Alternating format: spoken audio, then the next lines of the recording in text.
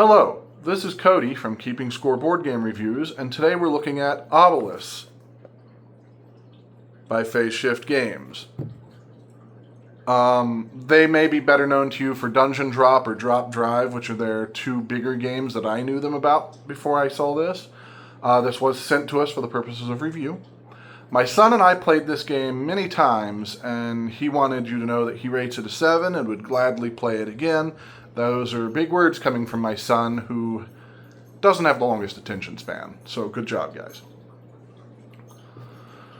In Obelus, your goal is to be able to move these dice, which are obelisks, in these phase shift gates.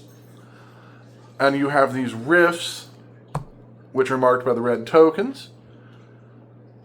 And I'm going to show you how that's done. So on your turn, you can either summon or shift. So on your first turn, you're probably going to want to summon. You can have a 1, 2, or 3 on your obelisks, but you cannot have a 4 on the first turn. There are 2 modes: pure mode, where you know the complete information of what you're going to have for the length of the game, and chaos mode, where you will roll your obelisks. And that we found to be a little more fun. So white player will go first. They're going to place a 3 there. And then black player says, I want to go here with their 3. So then white player can go, well, I want to summon, or maybe I want to shift. So they're going to shift, and you can go 1, 2, 3 and land on an opponent, but you cannot go further than an opponent's obelisk, and you cannot summon on an opponent.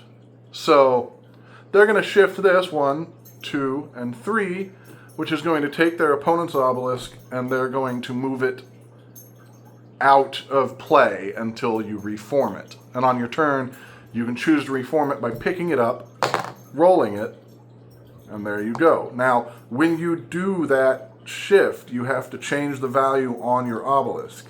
That is the only time you can take an obelisk and make it a 4. However, you cannot have more than 1 4 in play. So then I went over here, and then black went ahead and they wanted to reform their obelisk, so they roll. It comes up a 2. They can put it anywhere they like that doesn't have a rift.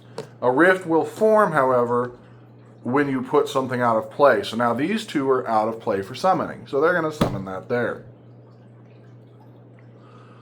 Black is going to go ahead and summon, or white is going to summon here. And then black says, well,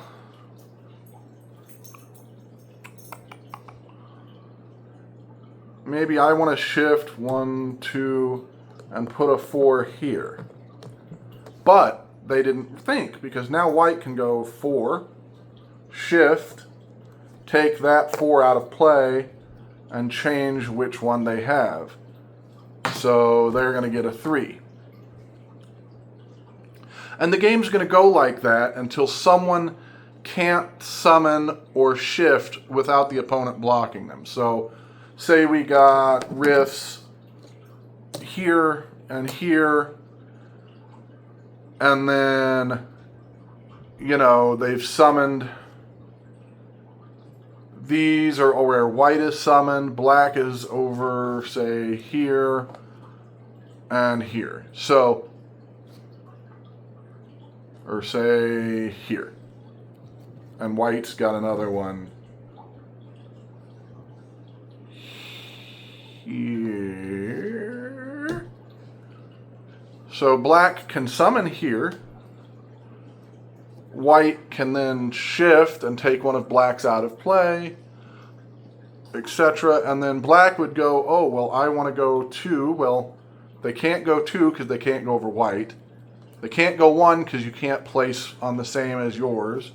They can't go 1, 2, 3 this way because they're blocked by white, but they can go 3 this way, which will take this one out of play, which means white has to reform. They've got a 2. Black can shift back. They can't do the 2. They can do the 1, so they do choose to do the 1. White can't summon here. But they can summon over here, and then you'll just go until they can't do a move or the other.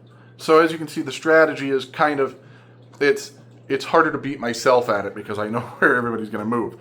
But when there's two people, it's this nice little tense game of, oh, I didn't see that you blocked my route there.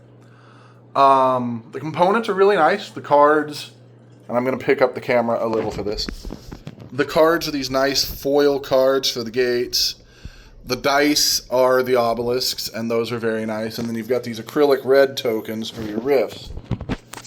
And it's just a pure, simple, abstract strategy game. It takes about 15 minutes. It plays 2 people. You've got 2 different game modes for whichever you prefer.